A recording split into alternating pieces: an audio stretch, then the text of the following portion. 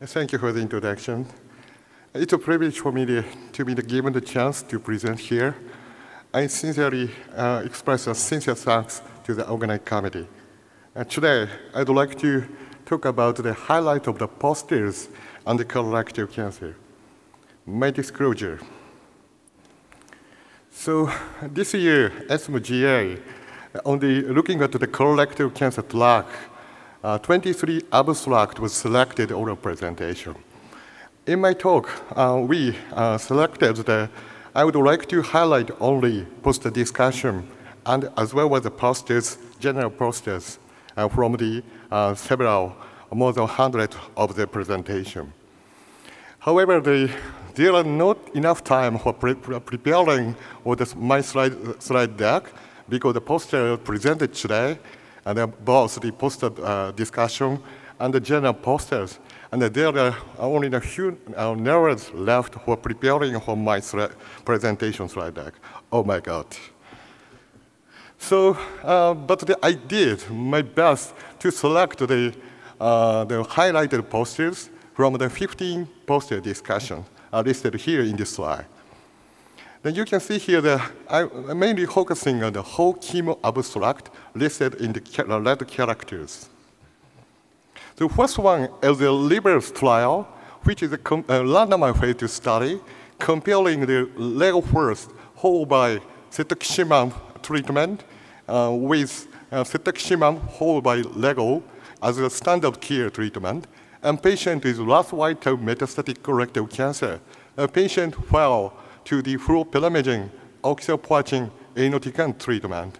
The patient never received the anti-EGF antibody as prior therapy. And in this year, ASCO and ASCO GI, the overall survival data was presented. And surprisingly, LARO first, followed by cetuximab showed improved overall survival was shown. The median 6-month gain in overall survival was observed. In this talk, investigator reported quality life score by EQ5D, left-sided, you can see. The QOL score was comparable between arms with lower score during the regorafenib treatment. The right-sided, you can see here, that's a major adverse event, including anorexia, fatigue, hand-foot skin reaction, and rash. Fatigue has the largest negative impact on the quality of life in patients among the whole adverse event. So next one is the SAPHIRE trial, which is a randomized phase study continuing the FOLFOX plus Panitumumab versus 5-FU plus Panitumumab as maintenance therapy following first-line FOLFOX plus Panitumumab up to 6 cycles. You can see right-sided PFS, OS was comparable between arms. The primary endpoint, progression-free survival rate at 9 months is very similar, 46.4 to 47.4%. This study met the primary endpoint with a PFS rate at 9 months, significantly above 30% threshold. In addition, the right side, you can see the neurotoxicity. You can see 5-FU plus Panitumumab maintenance is better in terms of the incidence of the neurotoxicity comparing the patient continuing FOLFOX plus Panitumumab. In addition to today, in the morning, VALENTINO study showing as oral presentation comparing FOLFOX plus Panitumumab followed by 5-FU plus Panitumumab versus Panitumumab monotherapy. In this study, you can see here the maintenance with Panitumumab alone is inferior than the 5-FU plus Panitumumab in terms of the progression-free survival. So lesson from the SAPHIRE and the VALENTINO studies, we should keep in mind 5-FU recovery plus Panitumumab may be the preferred option following FOLFOX plus Panitumumab treatment in the first-line setting.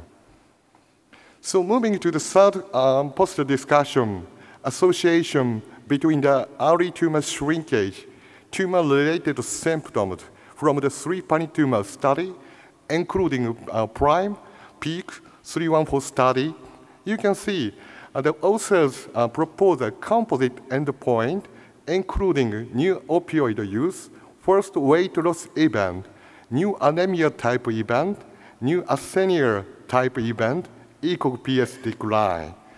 You can see here the onset of the new tumor-related symptom was delayed, and patients with RAS-white metastatic colorectal cancer who achieved early tumor shrinkage more than 30% versus less than 30%.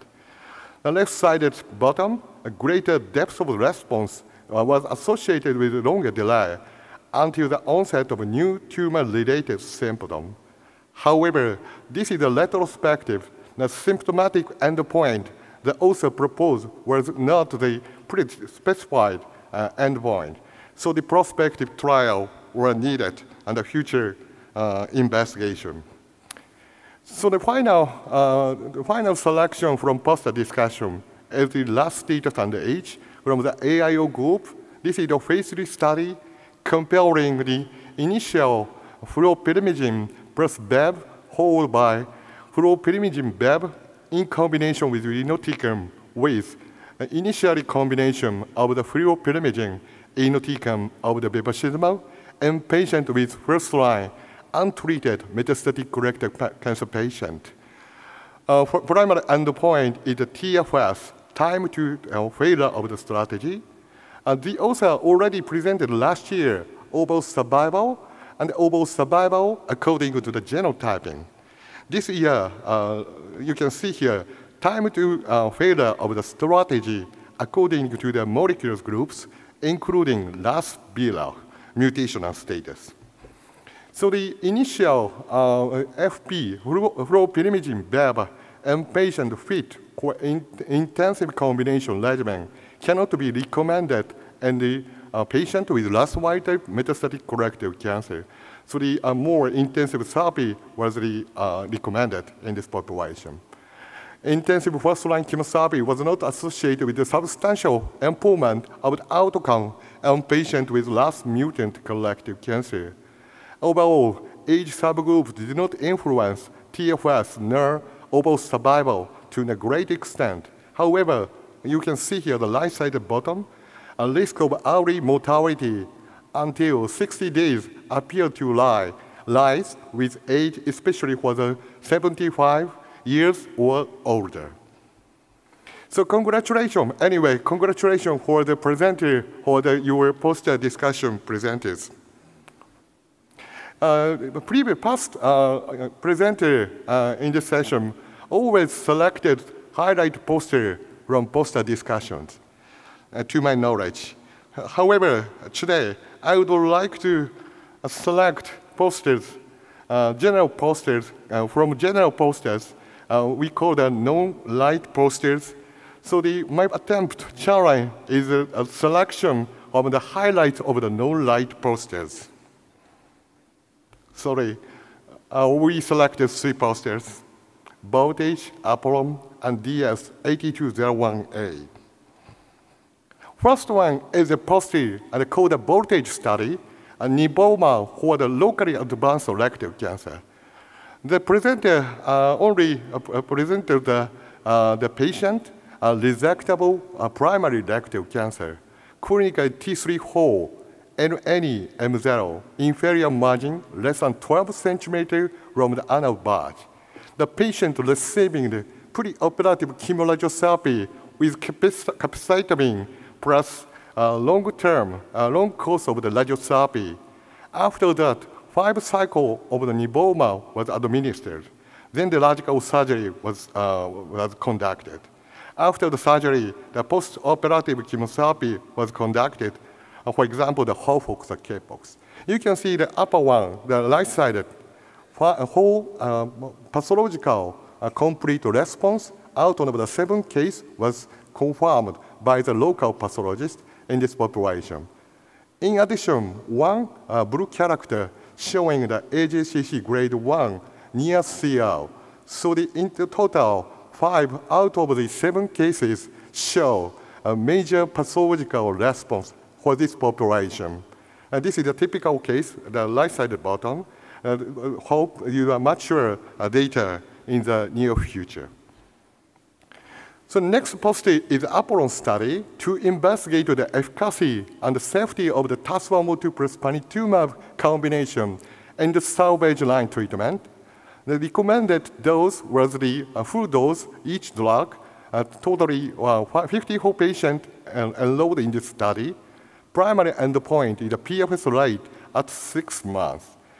You can see here the best response rate overall, the 37%, and the disease control rate, 81%.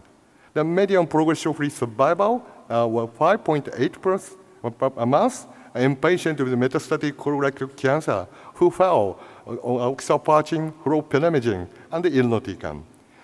The presenter also investigated the efficacy according to the primary tumor location.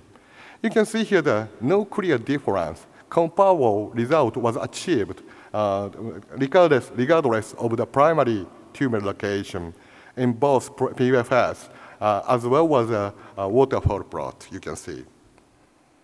So final one is from the trial progress, a new compound called the DS8201A for the colorectal cancer trial.